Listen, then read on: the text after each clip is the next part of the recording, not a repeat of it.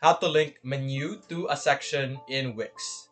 So hello guys and welcome back to today's video.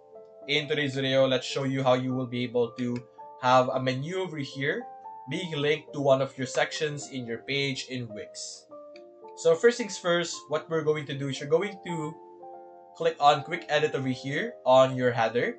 Ensure that you're selecting the header over here on the top. And over here on the right side, you will be able to see the option horizontal menu.